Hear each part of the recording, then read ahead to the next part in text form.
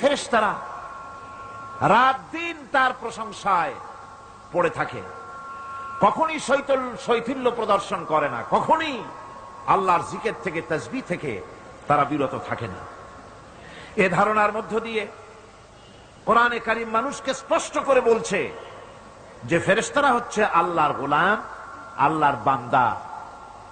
তারা তোমাদের প্রয়োজন পুরা করতে পারে না, তারা তোমাদের ভাগ্যের কোনো উন্নতি করে দিতে পারে না, তারা আল্লাহর ছেলেও নয়, আল্লাহর মেয়েও নয়, এরা হচ্ছে আল্লাহর বান্দা। এই ফেরেশতাদের মাধ্যমে আল্লাহ রাব্বুল আলামিন আরেকটি কাজ নিয়ে থাকেন, তা হচ্ছে নবী এবং রাসূলদের কাছে এই ফেরেশতার মাধ্যমে আল্লাহ পাক বাণী প্রেরণ করেন। নবী রাসূলদের কাছে বাণী আনে কারা? আল্লাহর ফেরেশতা। এ কারণেই তাদের মাধ্যমে আল্লাহ পাক নবী রাসূলদের কাছে আল্লাহর বাণী পাঠান, যে এই ফেরেশতারা ওই বাণীর ভিতরে কোন রকম হ্রাস বৃদ্ধি করে না, তারা আল্লাহর অবাধ্য নয়, ওর মধ্যে তারা বাড়ায়ও না, তারা কমায়ও না, কোনো ক্ষমতা তাদের নাই। কোরআনে কারীমে আল্লাহ পাক বলছেন, ইন্নাহু লাকাউলু রাসূলিন কারীম ذي قوة عند ذي العرش مكين مطاع ثم أمين। নিঃসন্দেহে এক সম্মানিত বার্তাবাহকের বর্ণনা, এক ফেরেশতার বর্ণনা। আরশ অধিপতির কাছে তিনি সম্মানিত। জিবরাইল আলাইহিস সালামের কথা বলা হচ্ছে। হযরতে জিবরাইল আমিন তিনি আল্লাহর কাছে সম্মানিত, অনুগত এবং তিনি বিশ্বাসী। আল্লাহ পাকের পক্ষ থেকে তিনি বাণী বহন করে নিয়ে আসেন, আর এর ভিতরে কোন রকম হ্রাস বৃদ্ধি করার কোন ক্ষমতা ফেরেশতার নাই। আল্লাহ পাক বলছেন, ওয়া ইন্নাহু লাতানজিলু রাব্বিল আলামিন নাযালা বিহির রূহুল আমিন। নিঃসন্দেহে এটা হচ্ছে রব্বুল আলামিনের পক্ষ থেকে অবতীর্ণ করা কিতাব, যা নিয়ে বিশ্বস্ত আত্মা অবতরণ করেছেন, অর্থাৎ হযরতে জিবরাইল আমিন। আল্লাহ পাক তাকে বিশ্বস্ত বলেছেন, শাদীদুল কুওয়া বলেছেন, প্রচন্ড ক্ষমতা তার, আল্লাহ পাক বলেছেন। এর থেকে জানা গেল যে ফেরেশতাদের প্রতি ঈমান শুধু আল্লাহর প্রতি ঈমানের জন্যই নয়, বরং কিতাবের প্রতি, নবীদের প্রতি ঈমান আনার জন্য ফেরেশতাদের প্রতি ঈমান আনা জরুরি। ফেরেশতাদের উপর ঈমান আনা কি জরুরি, অত্যন্ত জরুরি। ফেরেশতাদের উপর তৃতীয় আরেকটি কারণে ঈমান আনতে হয়, সেটা হচ্ছে আল্লাহ পাক তাদের মাধ্যমেই কাজগুলি করে থাকেন। ফেরেশতারা হচ্ছে আল্লাহ পাকের রাষ্ট্রীয় কর্মচারী, আল্লাহ পাকের স্টাফ।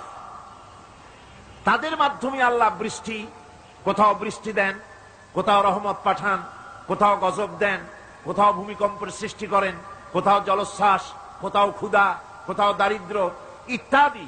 পৃথিবীর ভিতরে আযাব, গজব, শান্তি যা কিছু আল্লাহ পাক করতে চান, এই ফেরেশতাদের মাধ্যমেই তা করে থাকে।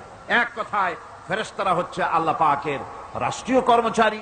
এই কথা এভাবেই বিশ্বাস করতে হবে যে ফেরেশতারা কখনো অবাধ্য হয় না, অবাধ্য হওয়ার কোনো ক্ষমতাই তাদের নাই। তারা আল্লাহ পাকের বাধ্যগত আজ্ঞাবহ কর্মচারী। ফেরেশতাদের উপরে ঈমানটা এই পর্যন্তই আমি আপনাদের সামনে বললাম। ফেরেশতাদের প্রতি ঈমান আনার ব্যাপারে এই তিনটি কথা আপনাদের সামনে পেশ করেছি। এখন 3 নম্বরে যে কথাটি বিশ্বাস করতে হবে সেটা হলো কিতাব। কিসের উপর ঈমান? কিতাবের প্রতি ঈমান। ইসলামের পরিভাষায় কিতাব বলতে বোঝানো হয় সেই বাণীকে, সেই নির্দেশকে, সেই গ্রন্থকে যা মানুষের হেদায়েতের জন্য আল্লাহর পক্ষ থেকে অবতীর্ণ করা হয়েছে। এই অর্থের প্রেক্ষিতে কিতাব হচ্ছে সেই আল্লাহ রাব্বুল আলামিনের বাণী, যিনি এই বাণীকে আল্লাহ পাক ফেরেশতার মাধ্যমে নবীদের কাছে প্রেরণ করেছেন। এই কিতাব গোটা পৃথিবীর মধ্যে আল্লাহ রাব্বুল আলামিন 104 খানা কিতাব পাঠিয়েছেন। তার মধ্যে 100 খানা হচ্ছে সহিফা, আর 4 খানা হচ্ছে বড় বড় কিতাব। তার মধ্যে সর্বশেষ যে কিতাবখানি তার নাম হচ্ছে কোরআন। জোরে বলেন তার নাম কি? আল কোরআন। এটি হচ্ছে সবচেয়ে বড় কিতাব এবং মুকাম্মাল কিতাব। অন্যান্য কিতাবগুলিতে যা বলা হয়েছে তার থেকে অনেক বেশি শরীয়তকে মুকাম্মাল করে আল্লাহ রাব্বুল আলামিন কোরআনে কারীমের মধ্যে এটাকে পরিপূর্ণ করে দিয়েছেন। নবুয়ত আর কিতাব দুটি জিনিসের ভিতরে একটা সম্পর্ক আছে। নবুয়ত এবং কিতাব দুটোই আল্লাহর পক্ষ থেকে আসছে। নবুয়ত আসছে কার কাছ থেকে? আর কিতাব আসছে আল্লাহর কাছ থেকে। নবুয়ত এর দাবি কেউ নিজের থেকে করতে পারে না, এ কথা আমি বহুবার আপনাদের সামনে আলোচনা করেছি। নবী দাবির ভিত্তিতে হয় না, নবী আল্লাহ বানান। ইলেকশন করে, নির্বাচন করে এমপি বানানো যায়, মন্ত্রী বানানো যায়, প্রেসিডেন্ট বানানো যায়, চেয়ারম্যান বানানো যায়, মেম্বার বানানো যায়, কিন্তু ইলেকশন করে নবী বানানো যায় না।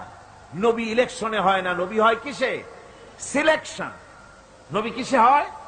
সিলেকশনে। সিলেকশনটা করেন কে? আল্লাহ রাব্বুল আলামিন। সুতরাং নবী আল্লাহর কাছ থেকে আসে আর কিতাবও আল্লাহর কাছ থেকে আসে। নবী যদি কিতাব ছাড়া আসতেন, খুব ভালো করে বোঝেন, নবী যদি কিতাব ছাড়া আসতেন আর কিতাব যদি নবী ছাড়া আসতো, তাহলে মানুষের ধর্ম পালন, জীবনের কর্তব্যবোধ, জীবন পরিচালনা এবং ধর্মকে অনুধাবন করা দারুণভাবে সুকঠিন হয়ে পড়ত। কোরআনের নমুনাই হচ্ছে, কিতাবের নমুনা হচ্ছেন আম্বিয়ারা। আম্বিয়া আলাইহিমুস সালাম তারা হচ্ছেন কিতাবের নমুনা। কিতাবও যার, নবীও সেই আল্লাহ সুবহানাহু ওয়া তাআলা। কোরআন হচ্ছে একটা থিওরি, আর নবীরা হচ্ছেন, কিতাব হচ্ছে থিওরি, নবীরা হচ্ছেন তার প্র্যাকটিক্যাল। থিওরি আর প্র্যাকটিক্যাল দুটো জিনিস এক নয়। যেমন আমি যদি কাগজে লিখি র দন্তেশ্ব গয় ওকার লয় লয় আকার, কাগজে লিখে দিলাম, কি হলো কম তো? বলুন সবাই কি হলো? এখন যদি আপনারা এটার উপরে চাটেন, মিষ্টি লাগবে? বলবেন মিষ্টি কেমনে লাগবে, ওর মধ্যে দুধ নাই, চিনি নাই। আচ্ছা ঠিক আছে, লিখে দিলাম দুধ, চিনি ইত্যাদি যা যা লাগে সব লিখা কাগজটারে গোল বানাই দিলাম। এখন যদি চাবান, তাও কি মিষ্টি লাগবে? লাগবে না। মিষ্টি লাগবে কি হলে? দুধ কিনতে হবে, ছানা বানাতে হবে, চিনির শিরা তৈরি করতে হবে, তারপরে রসগোল্লা বানাতে হবে, এরপরে আপনি ফ্রিজে রাখবেন, চামচ দিয়ে কাটবেন, মজা করে খাবেন, তখন আপনার ভালো লাগবে। ঠিক কিনা? এখন ভালো লাগলো কেন? যেহেতু এটা প্র্যাকটিক্যালে আসছে। আর আগে কাগজ চেটেছেন, কাগজ চাবাইছেন, ভালো লাগে নাই, কারণ থিওরি চাবাইছেন। প্র্যাকটিক্যালে না আসা পর্যন্ত মজা পাওয়া যাবে না। সেই জন্যে কোরআন হচ্ছে একটা থিওরি, কাগজে লেখা একটা থিওরি। এই থিওরিটা আল্লাহ রাব্বুল আলামিনের। এই থিওরি যদি প্র্যাকটিক্যাল না থাকে, মডেল না থাকে, আদর্শ না থাকে, তাহলে তা পালন করা মানুষের জন্য দুঃসাধ্য, সুকঠিন। এই জন্য আল্লাহ সুবহানাহু ওয়া তাআলা কোরআনের মুজাসসাম নমুনা হিসেবে পেশ করেছেন মুহাম্মদুর রাসূলুল্লাহ সাল্লাল্লাহু আলাইহি ওয়াসাল্লাম। তিনি হচ্ছেন কোরআনের মডেল। সুবহানাল্লাহ ওয়া বিহামদিহি। যার জন্য তিনি স্পষ্ট করে বলতে পেয়েছেন যে কথা কেউ বলতে সাহস পায়নি, যে কথা নবী বলেছেন। আল্লাহর নবী বলেছেন, ও আমার সাহাবীরা, দিনের আলোতে তোমরা আমার ভিতরে যা দেখতে পাও, রাতের বেলায় আমার ভিতরে তোমরা যা দেখতে পাও।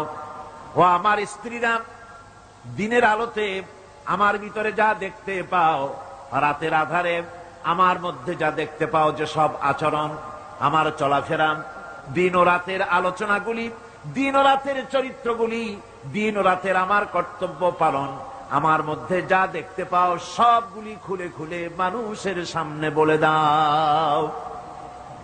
এই কথা তো আর কেউ বলতে পারেনি পৃথিবীতে। নবীরা ছাড়া এত বড় কথা পৃথিবীর আর কেউ বলতে সাহস পাবে না। কথা ঠিক কিনা গণ? জোরে বলেন, পারবে বলতে? যত বড়ই মুহাদ্দিস হোক, মাওলানা হোক, খাজা বাবা হোক, নামের আগে যতই 5 হাত লম্বা ডিগ্রি লাগান না কেন, কাগজে যখন নাম লেখে হুশ থাকে না। কত যে লেখে, কি যে লিখলে, শুধু নামের সামনে আলাইহিস সালাম টুক বাদ রাখে। হ্যাঁ, সব লিখে আবেগের ঠেলায় অস্থির হয়ে যায়। কোন ব্যক্তি আছেন যিনি বলতে পারবেন আমার শৈশবকালীন, যৌবনকালীন, বৃদ্ধকালীন, রাতের, দিনের সব ঘটনা মানুষের কাছে বলে দাও? কেউ কি পারবে বলতে? না, কেবলমাত্র পারবে আম্বিয়া আলাইহিমুস সালাম। যেহেতু আল্লাহ রাব্বুল আলামিন তাদেরকে কন্ট্রোল করেছেন, হেফাজত করেছেন, তারা হচ্ছেন চরিত্রের আধার, অনুপম চরিত্রের উৎস, উৎকৃষ্ট নমুনা, যাদের চরিত্রের ভিতরে কোনো কালিমা নাই, ভুল নাই, গুনাহ নাই। মুহাব্বতের সাথে বলেন সুবহানাল্লাহ। এই জন্য নবী, নবুয়ত আর কিতাব দুটোই আসছে আল্লাহর কাছ থেকে। সেই জন্য বিশ্ববাসীর বাঁচার পথ নবীদের অনুসরণ। বিশ্ববাসীর বাঁচার পথ কি? নবীদের অনুসরণ। আল্লাহ রাব্বুল আলামিন তিনি কিতাব পাঠিয়েছেন, কিতাবের উপর ঈমান আনা লাগবে। আর নবীও তিনি পাঠিয়েছেন। সাধারণ নেতা নবীদের ভিতরে পার্থক্য হলো আকাশ আর জমিনের, গালফ অফ ডিফারেন্স। আকাশ আর জমিনের পার্থক্য, সাধারণ নেতা আর নবী, এর মধ্যে পার্থক্য কতখানি? আকাশ আর জমিনের। এর থেকেও যদি বড় দৃষ্টান্ত দেওয়া যায় তো তাই। কারণ হচ্ছে এই পৃথিবীতে পথপ্রদর্শক হিসেবে শিক্ষক, পণ্ডিত, ধর্মগুরু, রাজনৈতিক নেতা, বাপ দাদা, দার্শনিক যারাই পৃথিবীতে আবির্ভূত হয়েছেন, নবীদের সঙ্গে তাদের মৌলিক একটা পার্থক্য আছে। সে মৌলিক পার্থক্য হচ্ছে সাধারণ লোকের, সাধারণ নেতারা সিদ্ধান্ত নেন মন মস্তিষ্ক প্রসূত জ্ঞান দিয়ে। এই জন্য তাদের সিদ্ধান্ত দিয়ে দেশ এবং জাতির স্থায়ী কোনো কল্যাণ সাধিত হয় না।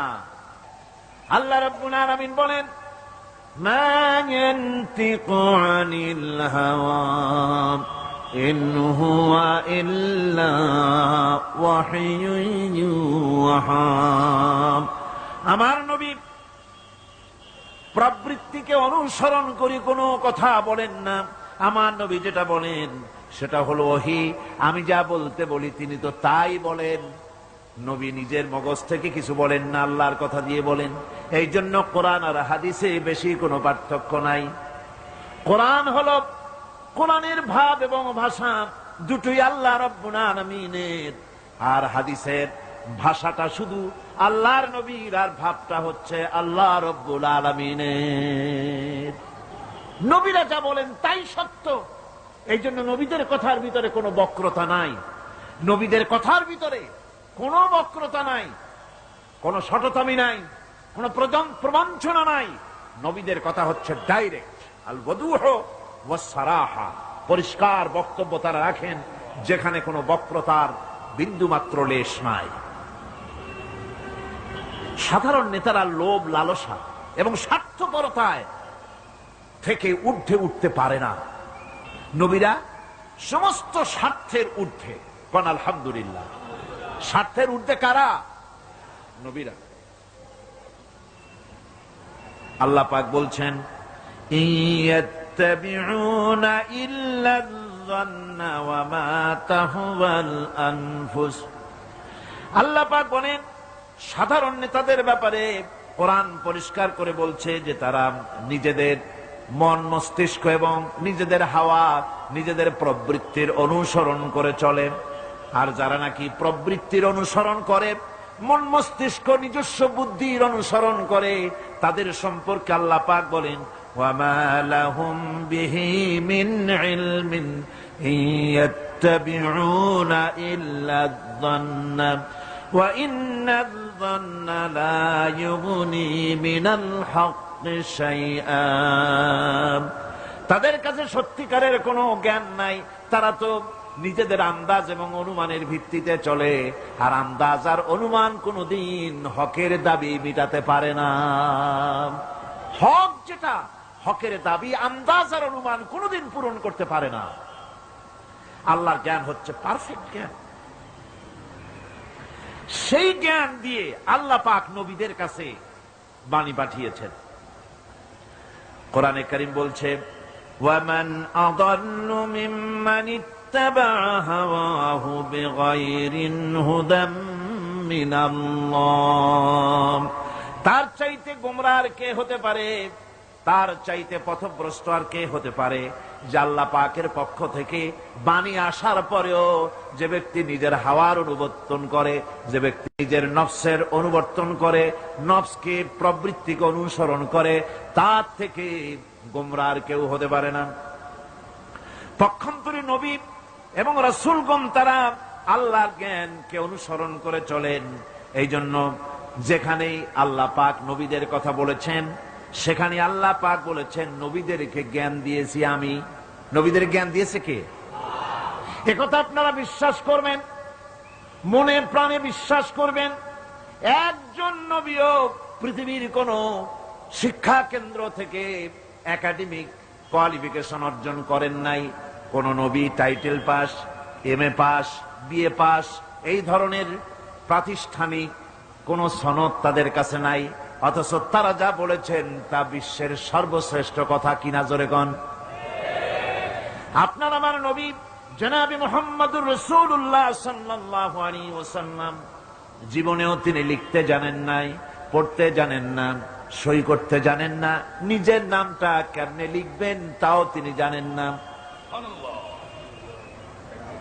সলে হুদায়বিয়ার দিনে, হুদায়বিয়ার সন্ধির দিনে সন্ধিপত্র লেখা হলো, হুজুরের নাম লেখা হলো মিম মুহাম্মাদুর রাসূলুল্লাহ। তার পক্ষ থেকে কুরাইশদের মধ্যে চুক্তিপত্র লেখা হচ্ছে। কুরাইশরা বলল মুহাম্মদ সাল্লাল্লাহু আলাইহি ওয়াসাল্লামের নামের সামনে যদি রাসূলুল্লাহ লেখো তাহলে তো চুক্তির কোনো দরকার নাই, আমরা তো তাকে রাসূল মানি না, নাউযুবিল্লাহ। মুহাম্মদ বিন আব্দুল্লাহ যদি লেখো তাহলেই আমরা এই চুক্তি মানব।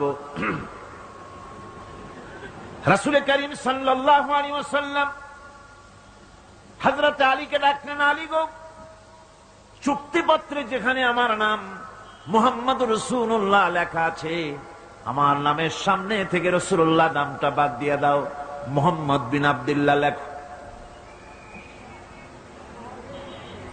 হযরত আলী বলছেন, ইয়া রাসূলুল্লাহ, সারা জীবন আপনার গোলামি করেছি, যা বলেছেন তাই শুনেছি, জীবনটাও আপনার জন্য দেওয়ার জন্য প্রস্তুত আছি, ভবিষ্যতেও যত কথা বলবেন সব মাথা পেতে মেনে নেব, কিন্তু আজকের এই হুকুম আমার পক্ষে মানা সম্ভব হবে না।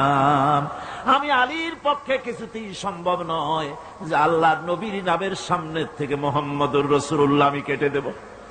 রাসূলুল্লাহ শব্দ আমি কাটতে পারবো না, এটা আমার পক্ষে সম্ভব নয়। নবীজি বললেন, আলী, কোন জায়গায় রাসূলুল্লাহ লেখা আমারে দেখো, আমি কেটে দিই।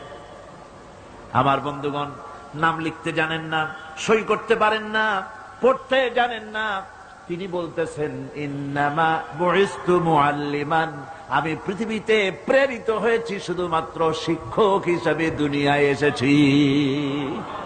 সুবহানাল্লাহ। দুনিয়ার কোন শিক্ষা প্রতিষ্ঠানে আল্লাহ রাব্বুল আলামিন তার হাবিবকে পড়ান নাই, যেহেতু তিনি তো বিশ্ব নবী। আমার নবী কি নবী? জোরে কর না, কি নবী? আপনার আমার নবী বিশ্ব নবী। বিশ্ব নবী সাধারণ মানুষের কাছে কি পড়বে? যে পড়াবে তার মগজ তো ছোট, তার জ্ঞান তো সীমিত। সীমিত জ্ঞান দিয়া বিশ্ব নেতারে কি শিখাবে, বিশ্ব নবীরে কি শিখাবে? এই জন্য আল্লাহ রাব্বুল আলামিন বিশ্ব নবীর শিক্ষক আল্লাহ পাক নিজে হয়ে গেলেন।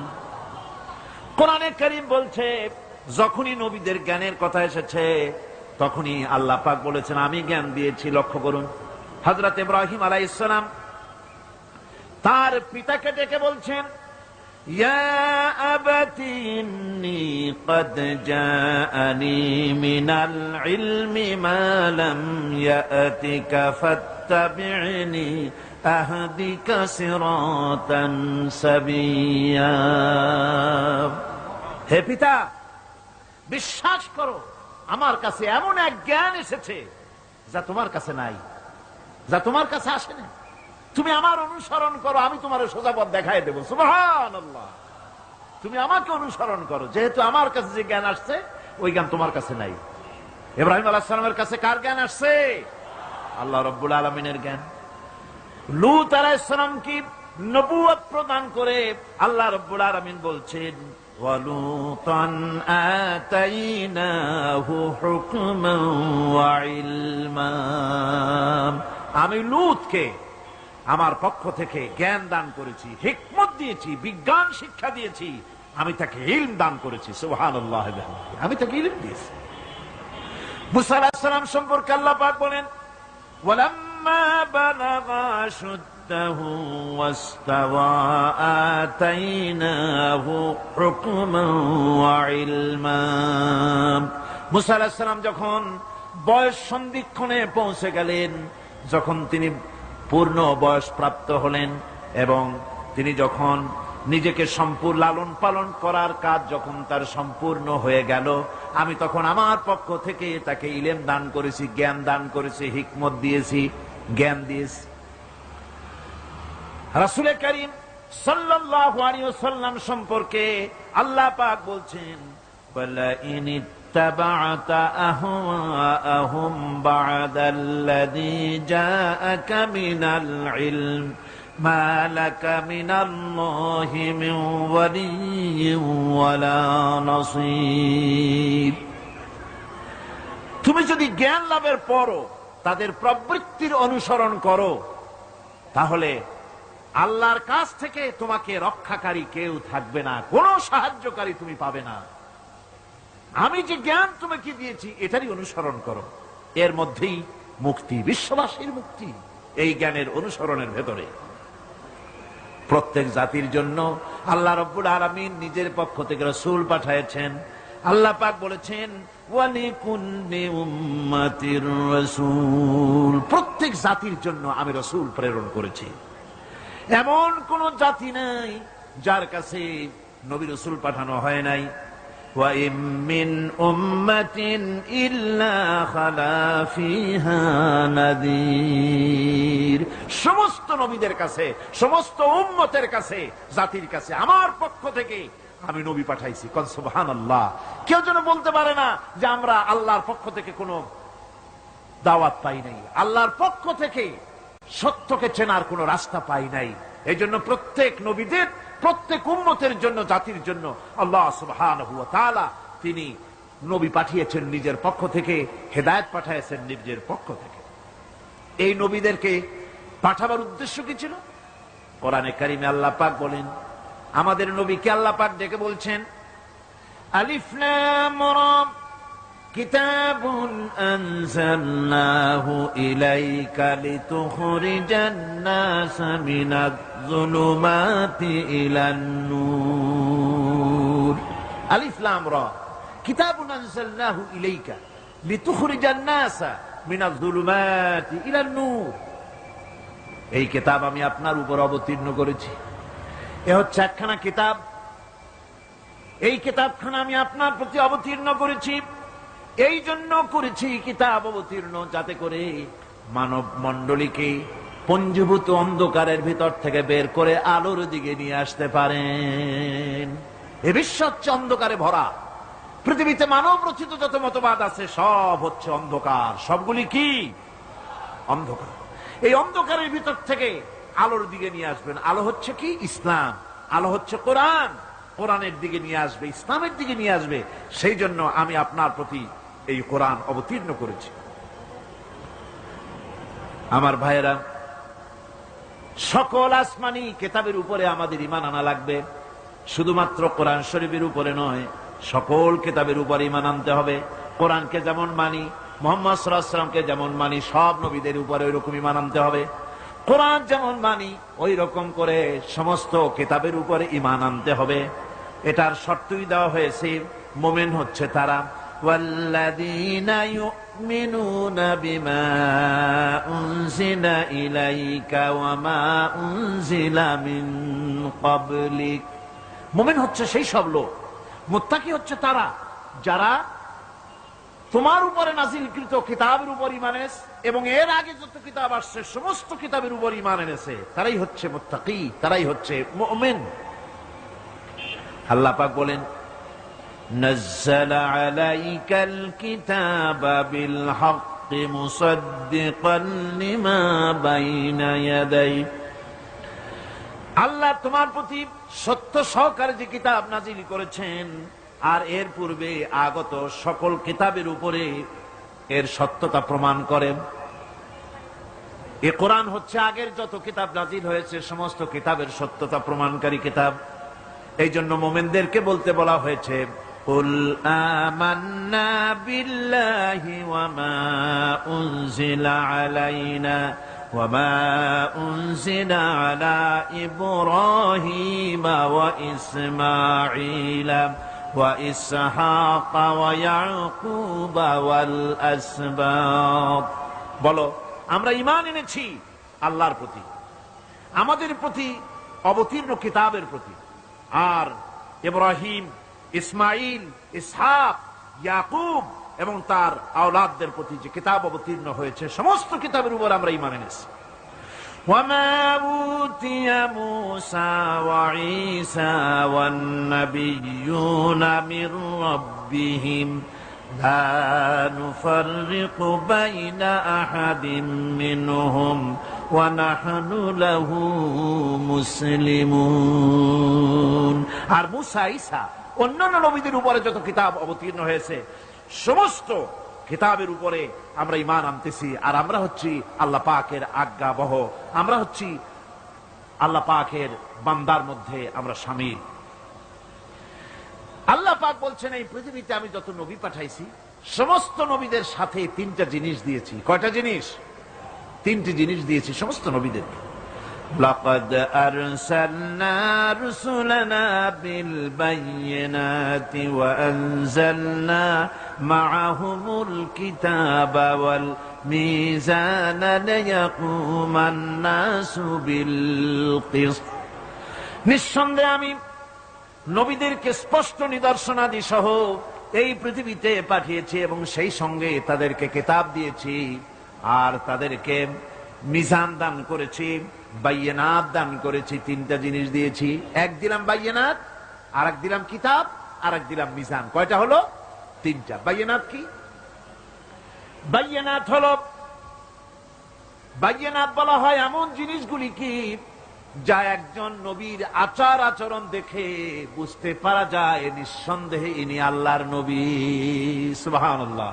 এটাই হচ্ছে বাইয়িনাত। তার চরিত্র, তার আচার আচরণ এগুলি প্রমাণ করে তিনি নবী। আমার বন্ধুগণ, হযরতে খাদিজা রাদিয়াল্লাহু তাআলা আনহা যখন ইসলামের দাওয়াত পেয়েছিলেন, আল্লাহর নবীর পক্ষ থেকে যখন দাওয়াত পেলেন, নবুয়তের তাওহীদের যখন দাওয়াত পেয়েছিলেন, একজন স্ত্রী হিসেবে তার স্বামীর প্রতি এত শ্রদ্ধা, স্বামীর প্রতি এত ভক্তি শ্রদ্ধা, অনাবিল ভক্তি শ্রদ্ধা, যার কারণে হযরতে খাদিজা একটা মুহূর্তের জন্য, এক সেকেন্ডের জন্য দেরি করেন নাই, কোনো প্রশ্ন তোলেন নাই যে আপনি নবী হইলেন কেমনে, অথবা আপনার মধ্যে তো এই জিনিস দেখছি, আপনি নবী হইলেন কেমনে, এমন কোন কথা বলেন নাই। যখনই নবুয়তের তাওহীদের দাওয়াত পেলেন, মা খাদিজাতুল কুবরা সঙ্গে সঙ্গে তিনি পড়ে নিলেন লা ইলাহা ইল্লাল্লাহু মুহাম্মাদুর রাসূলুল্লাহ। মা খাদিজা বললেন, আবুল কাসিম, বিগত 15টি বছর পর্যন্ত আপনার ভিতরে যে আচরণ দেখেছি, এ আচরণ, এ চরিত্র কোন সাধারণ মানুষের হতে পারে না, অবশ্যই আপনি আল্লাহর নবী। কোন সন্দেহ, আমার কোন দ্বিধা নাই, এর মধ্যে কোন প্রশ্ন নাই, নিঃসন্দেহে আপনি আল্লাহর নবী। সুবহানাল্লাহ। তার চরিত্রই প্রমাণ করে নবীদেরকে বাইয়িনাত দেওয়া হয়েছে, এমন চরিত্র আচার আচরণ দেওয়া হয়েছে যাতে করে লোকেরা অভিভূত হয়ে যায়, আকৃষ্ট হয়ে যায়। হযরতে যায়েদ, তিনি তো কৃতদাস ছিলেন, হারায় গেলেন বাপ মা থেকে, আর এরপরে কুদরত তারে মুহাম্মদ সাল্লাল্লাহু আলাইহি ওয়াসাল্লামের ঘরে উঠায় দিল। তিনি তখন আল্লাহর নবী, তখন নবুয়তের দায়িত্ব পান নাই। যায়েদের পিতার কাছে খবর হয়ে গেল যায়েদ আছে রাসূলের বাড়িতে, মুহাম্মদ সাল্লাল্লাহু আলাইহি ওয়াসাল্লামের বাড়ি। মক্কায় তারা এসে হুজুরের সঙ্গে দেখা করে বললেন, মুহাম্মদ সাল্লাল্লাহু আলাইহি ওয়াসাল্লাম, জানতে পেরেছি আপনার কাছেই আমাদের ছেলে যায়েদ আছে, মেহেরবানি করে তাকে আমাদেরকে ফিরায় দেন। হুজুর বলেন, যায়েদ যদি তোমাদেরকে চিনতে পারে আর যদি যেতে চায়, আমার পক্ষ থেকে কোনো আপত্তি নাই, অবশ্যই যাবে। তবে যায়েদ যদি যেতে না চায়, আমি এমন লোক নই যে কেউ আমার কাছে থাকতে চাইলে আমি জোর করে তাকে ঠেলেও দিতে পারি না, আমি তেমন লোক নই। পিতা বললেন, আপনি অবশ্যই যুক্তিপূর্ণ কথা বলেছেন। হযরতে যায়েদ কানা হলো। হুজুর বললেন, তুমি কি চেনো এদের? কি? যায়েদ বললেন, চিনি, ইনি আমার বাবা, উনি আমার চাচা। যায়েদের পিতা বলেন, বাবারে বাড়ি চলো, তোমার মা কেঁদে কেঁদে হয়রান, চলো বাড়ি যাই, বাড়ির যা কিছু আছে সব তোমাকে ফিরিয়ে দেওয়া হবে। হযরতে যায়েদ বলতেছেন, পিতা, বাড়িতে যা আছে তাই শুদ্ধ, তামাম দুনিয়াটা যদি আমারে দেওয়া হয়, এই লোকটির কাছে থেকে যে ব্যবহার পেয়েছি, আমি এই লোকের কদম ছেড়ে যেতে পারি না। তার চরিত্রই প্রমাণ করে তিনি নবী, কি ব্যবহারটা পেয়েছেন।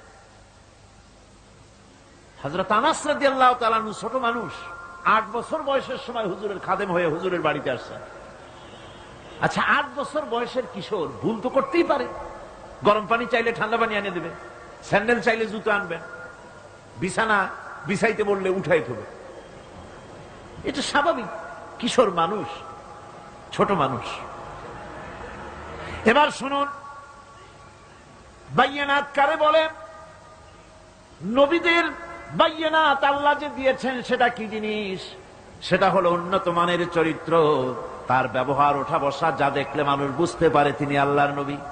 হযরতে আনাসের মুখে শুনুন, হযরতে আনাস রাদিয়াল্লাহু তাআলা আনহু বলেন, একাধিক ক্রমে টানা 10টি বছর রাসূলের খেদমতের ভিতরে নিয়োজিত ছিলাম। 10টি বছরের ভিতরে একটা দিনের জন্য নবীজি আমাকে ধমক দিয়ে কথা বলেন নাই। এটা ধমক দিলেন না আমারে, এটা করছো কেন, এটা করো নাই কেন? সুবহানাল্লাহি বিহামদিহি। গোটা পৃথিবীর সমস্ত মুমিন মুসলমানদের, পুরুষ আর নারীদের জীবন, কলিজা, রক্ত রাসূলের কদম মোবারক উৎসর্গ হয়ে যায়। কারে বলে নবী রাসূল? কি চরিত্র! বাইয়ানাত। আল্লাহ রাব্বুল আলামিন বলেন, নবীদেরকে বাইয়ানাত দিয়েছি আর আমি তাদের সাথে কিতাব দিয়ে দিয়েছি।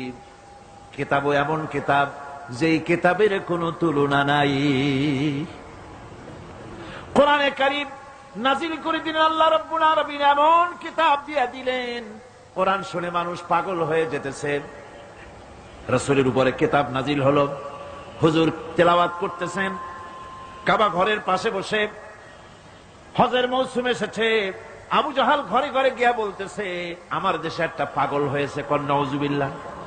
তারে জেনে ধরেছে, খবরদার তার কাছে যাবা না, কি বলে তাও শুনবা না। ওই যে লোকটা দেখা যায় এখন, পাগল দেখার একটা উৎসাহ লোকেদের মধ্যে সব কালে আছে। লোকদের চিন্তা হলো, কি বলে তা না হয় নাই শুনলাম, কিন্তু লোকটা কেমন, পাগলটা কেমন, একটু দেখে আসি। তারা চলে গেল দেখার জন্য। কানে আঙ্গুল দিয়া গেছে, কেউ বা কানের মধ্যে তুলা দিয়া গেছে। আল্লাহর হাবিবের কাছে গিয়া নবীজির চেহারা মোবারকের দিকে তাকাইয়া তারা দেখতেছে, দেখে দেখে চোখ আর ফেরে না। আহারে, এত সুন্দর কি মানুষ হয় নাকি? পাগল হয়ে গেছে। এত সুন্দর মানুষ, তা কি কখনো পাগল হইতে পারে? আমরা তো পাগল দেখেছি, পাগলের জামা কাপড়ের খোঁজ থাকে না, মাথার চুল একদিকে, মোছ আর একদিকে, দাড়ি আর একদিকে, জামার বোতামের ঠিক নাই, দাঁতে ময়লা, জামায় কাপড়ে ময়লা। এ কেমনে পাগল হবে? এত সুন্দর মানুষ, এত বিন্যস্ত মানুষ, পাগল হবে না নিশ্চয়ই। কান দিয়ে আঙ্গুল সরাইস, কেউ বা তুলা বার করেছে। অমনি নবীজির তেলাওয়াত করা কোরআনে কারীম তাদের কানের ভিতর থেকে ঢুকে কলিজা স্পর্শ করলো। নিজেদের অজান্তে চোখ দিয়া পানি পড়া শুরু হয়ে গেল। বিদেশ থেকে আগত লোকগুলি চোখ থেকে পানি পড়তেছে আর মুখ থেকে বেরিয়ে গেল আশহাদু আল্লা ইলাহা ইল্লাল্লাহু ওয়াহদাহু লা শারীকা লাহু ওয়া আশহাদু আন্না মুহাম্মাদান আবদুহু ওয়া রাসূলুহু। কোরআনে কারীম কি মজার জিনিস আল্লাহ পাক আমাদের দিয়েছেন, সুবহানাল্লাহ। আমার বন্ধুগণ, আল্লাহ পাক বলেন আমি নবীদেরকে বায়নাত দেই, কিতাব দেই, আর দেই তাদেরকে তৃতীয় আর একটা জিনিস, যেটা হলো মিজান। তার মানে হলো মানদণ্ড বা দাড়িপাল্লা।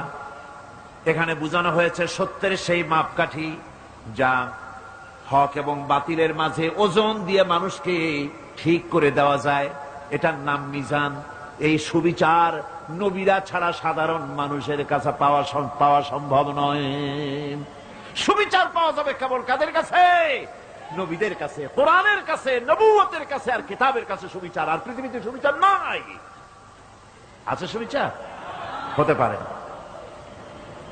সেই জন্য মিজান, দাড়িপাল্লা, এটা হচ্ছে ইনসাফের প্রতীক। এটা কিসের প্রতীক? ইনসাফের প্রতীক। এটা আবার মনে করেন না যেটা জামাত ইসলামের প্রতীক। গ্রাম থেকে কিছু লোক আসছে, ঢাকা হাইকোর্টের সামনে গিয়ে দেখে বিরাট দাড়িপাল্লা টানানো।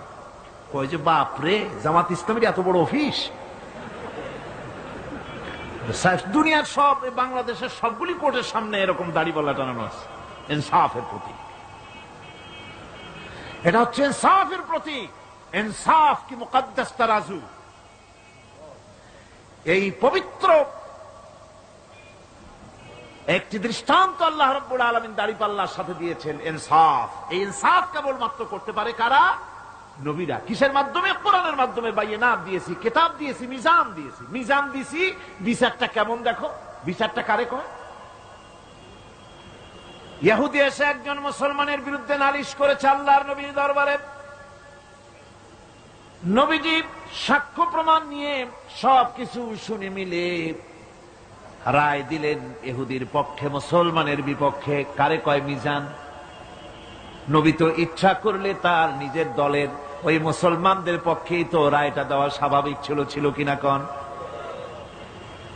বাপ হোক, মা হোক, দলের নেতা হোক, সব সময় নিজের স্বার্থের দিকে টানে। কথা ঠিক কিনা? স্বাভাবিকভাবে বোঝেন। চট্টগ্রাম শহরে সবচাইতে বড় সন্ত্রাসী ধরা পড়েছে। পুলিশ বহু পরিশ্রম করে খাগড়াছড়ি থেকে ঘাট ধরে নিয়ে আসছে। ঢাকা থেকে টেলিফোন আসছে, মন্ত্রী বাহাদুরের টেলিফোন। হ্যালো, কে? চিটাগংয়ের এসপি? বলে হ্যাঁ। কারে ধরছো? কয় বল্টু মিয়ারে। ছাড়ো মিয়া, আমার দলের লোক তুমি ঠিক পাও নাই? কয় স্যার অস্ত্র শুদ্ধা ধরছি। অস্ত্র শুদ্ধা ছাড়িয়ে দে।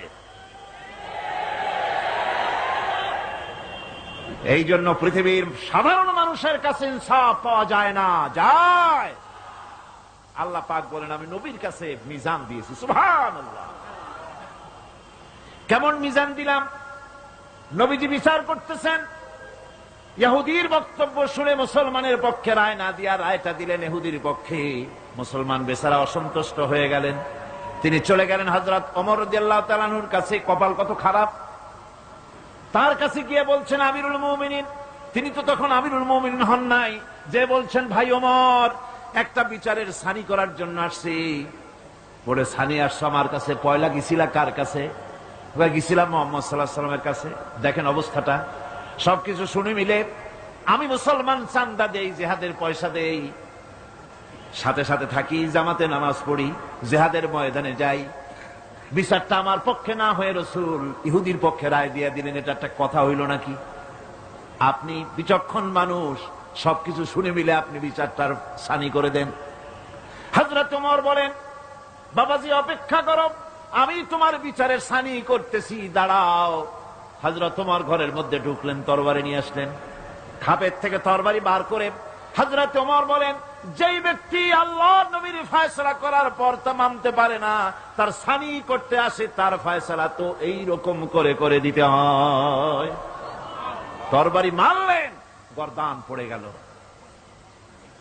এর নাম হচ্ছে মিজান, ইনসাফ।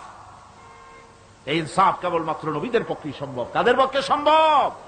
নবীদের পক্ষেই এই ইনসাফ করা সম্ভব। সেই জন্য আল্লাহ বলছেন সমস্ত নবীদেরকে তিনটি জিনিস দিয়েছি, কিতাব দিয়েছি, বায়িনাত দিয়েছি, আর মিজান দিয়েছি। আমার ভাইরা, কিতাবের প্রতি ঈমান আনবো, সব কিতাব মানি, সব রাসূলদের মানি। লা নুফাররিকু বাইনা আহাদিন মির রাসূলি, কোন নবীদের ভিতরে আমরা পার্থক্য সূচিত করি না, সমানভাবে সব নবীদের উপর ঈমান আনছি। যত নবীর নাম জানি আর যত নবীর নাম জানি না, সমস্ত নবীদেরকে মানি, শ্রদ্ধার সাথে ঈমান এনেছি। ঠিক কিনা কোন? সমস্ত কিতাবের প্রতি ঈমান এনেছি, কিন্তু অন্যান্য সমস্ত কিতাবের সাথে সম্পর্ক ছিন্ন করে শুধুমাত্র মানতে হবে কোরআন। শুধুমাত্র মানতে হবে কি? সমস্ত আসমানি কিতাব বিশ্বাস করি,